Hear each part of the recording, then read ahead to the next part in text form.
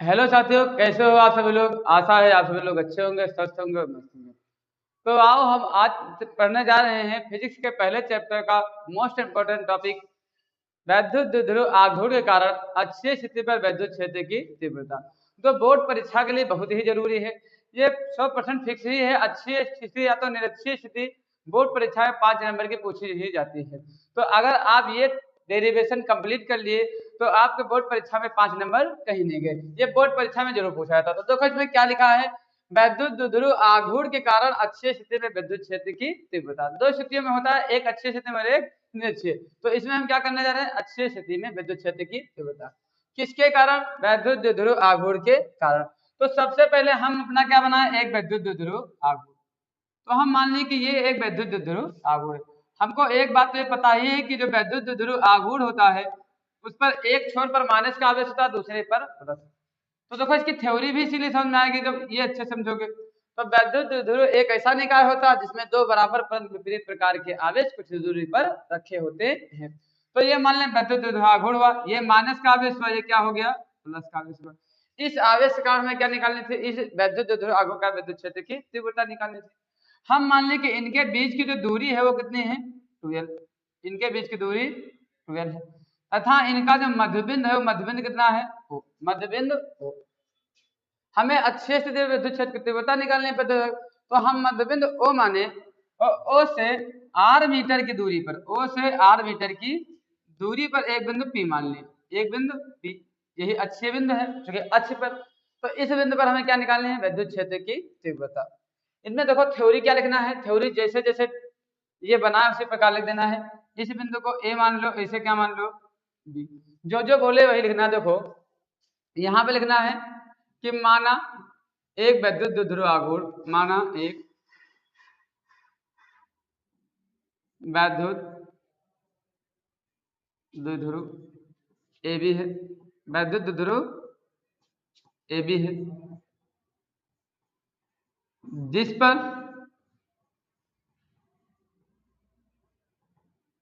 पर क्रमशः minus Q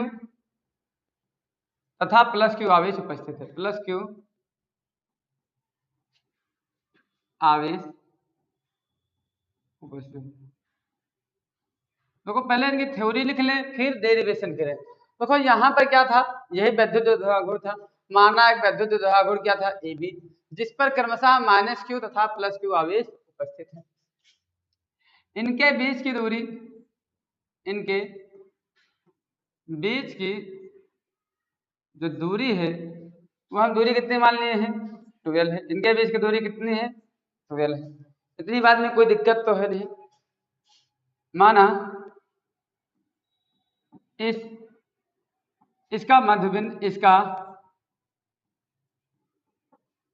मध्य बिंदु O है तथा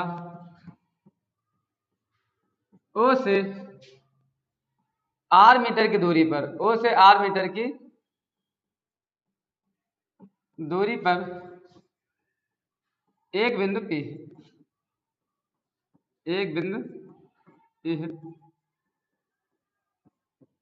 जिस पर वैद्युत क्षेत्र की तीव्रता ज्ञात करनी। वैद्युत क्षेत्र की तीव्रता ज्ञात करनी। इतनी बात अभी आप सभी लोग अच्छे से समझ गए कि यहाँ वैद्युत द्विध्रुव आघूर्ण कार्य कर रहा था, इसलिए हम एक वैद्युत द्विध्रुव आघूर्ण माने। हमको पता है वैद्युत द्विध्रुव आघूर्ण होता है जिस पर एक माइनस आवेश होता है, दूसरे पर प्लस। ये वैद्युत द्विध्रुव आघूर्ण हुआ। अब इसके कारण हमें अच्छे से विद्युत क्षेत्र की तीव्रता निकालनी थी। तो हम मान लें इसका मध्यबिंदु कितना था, ओ से R मीटर की दूरी पर एक बिंदु अक्षीय बिंदु क्या था, P अक्ष पर देखना था। अक्षीय बिंदु P था R मीटर की दूरी पर जिस पर हमें विद्युत क्षेत्र की तीव्रता ज्ञात करनी थी। तो हमको एक बात ये भी पता है कि अगर कोई भी आवेश है तो उसके कारण क्या उत्पन्न होती है, विद्युत क्षेत्र की तीव्रता। हर आवेश का अपना एक क्या होता है, विद्युत क्षेत्र। तो देखो यहाँ आवेश कितने हैं, 2। तो इसके कारण यहाँ भी उत्पन्न होगा और इसके कारण यहाँ। देखो माइनस क्यू आवेश के कारण बिंदु P पर होगा और प्लस क्यू आवेश के कारण बिंदु P पर विद्युत क्षेत्र की तीव्रता उत्पन्न होगी। तो हमको एक बात ये पता है कि अगर किसी बिंदु के विद्युत क्षेत्र की तीव्रता निकालनी है तो इससे पहले हम डेरिवेशन कर चुके हैं। विद्युत क्षेत्र की तीव्रता होती है 1/4 पाई एप्सिलॉन नॉट और क्यू बाई आर स्क्वायर। देखो अगर किसी बिंदु पर विद्युत क्षेत्र की तीव्रता निकालनी है तो उसका लिए फार्मूला होता है E बराबर 1/4 pi epsilon naught q by r square. Q क्या है, जिस आवेश के कारण हम विद्युत क्षेत्र की तीव्रता निकाल रहे हैं, और आर क्या है, जिस आवेश के कारण जिस बिंदु पर निकालने हैं। मान लीजिए ये आवेश क्यों है, इसके कारण हम बिंदु P पर देख रहे हैं, तो यहाँ से यहाँ तक की दूरी क्या कहलाती है, आर। तो ये विद्युत क्षेत्र की तीव्रता निकालने का फार्मूला हुआ। तो यहाँ दो दो आवेश हैं, तो दोनों आवेश के कारण क्या उत्पन्न होगी, विद्युत क्षेत्र की तीव्रता। तो हम एक एक करके देखें। हम सबसे पहले देख रहे हैं प्लस क्यू आवेश के कारण, प्लस क्यू आवेश के कारण, या प्लस मान लो आप, चाहे माइनस मान लेना। प्लस क्यू आवेश के कारण, एक एक के कारण देखना। प्लस क्यू आवेश के कारण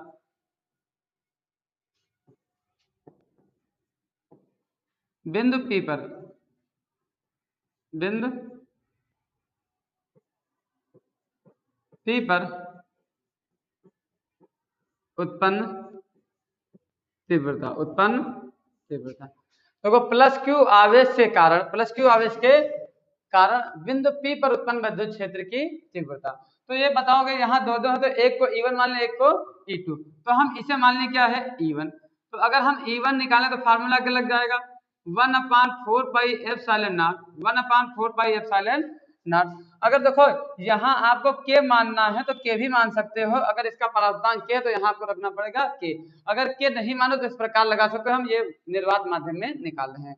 तो E1 बराबर 1/4 pi epsilon naught q by r. Q क्या होता है, जिस आवेश का निकाल है विद्युत क्षेत्र की तीव्रता, तो यहाँ वो आवेश कितना है, क्यू। अब आर क्या होती है, जिस आवेश के कारण जिस बिंदु पर निकाल है उनके बीच की दूरी। तो हमको सबसे पहले हमको यहाँ से यहाँ तक की दूरी पता करनी, क्योंकि यहाँ से यहाँ तक की दूरी पता नहीं है। मतलब इस प्लस क्यू आवेश के कारण हमें बिंदु P पर देखनी थी, बिंदु P पर तीव्रता, तो यहाँ से यहाँ तक की दूरी देख रहे हैं। तो देखो ये जो यहाँ से यहाँ तक की दूरी है वो कितनी है, आर है।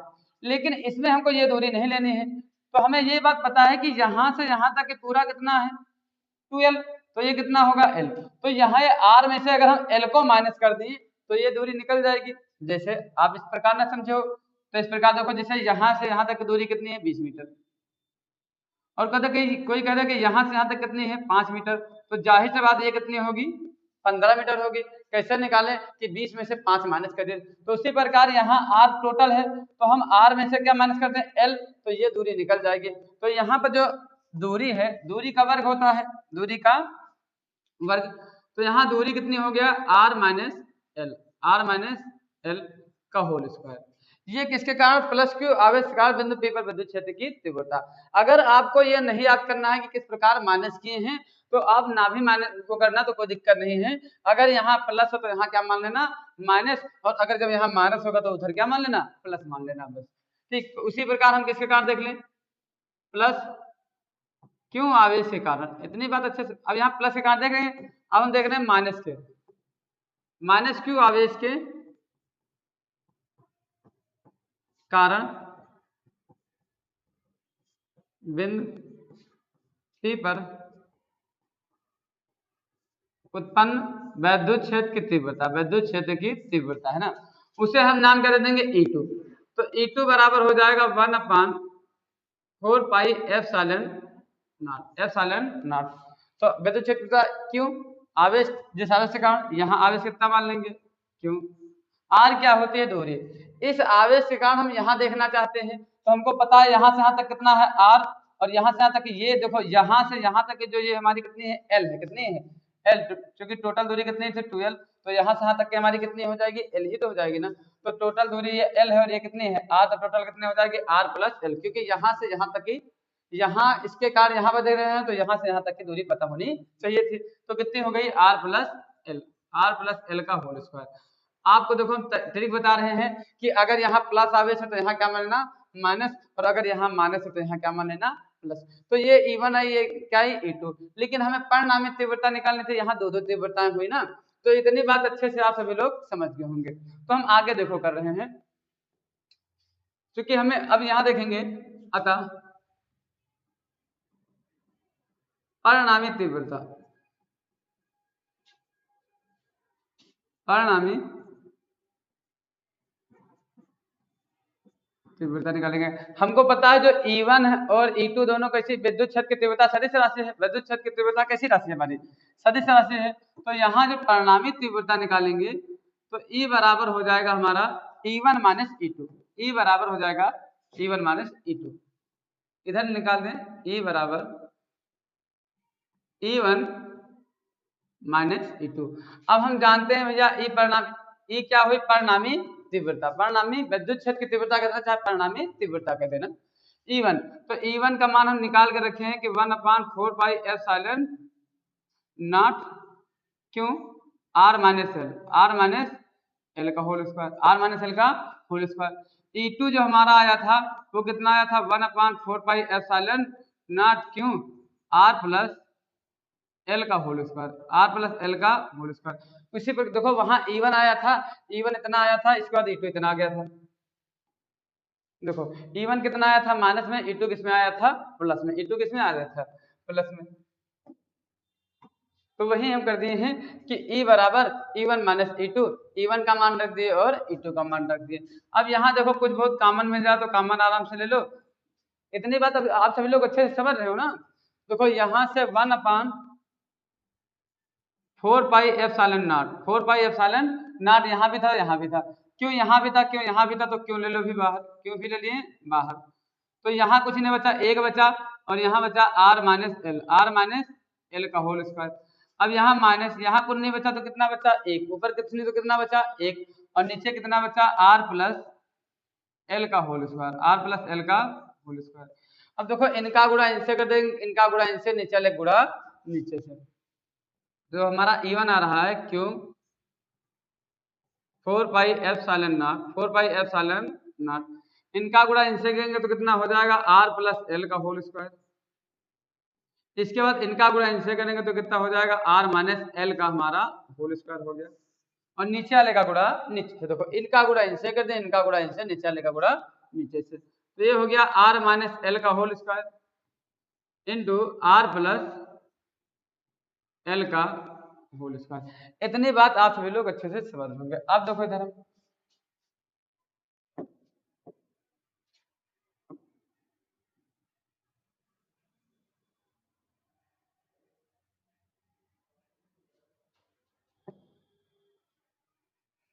ये आ गया E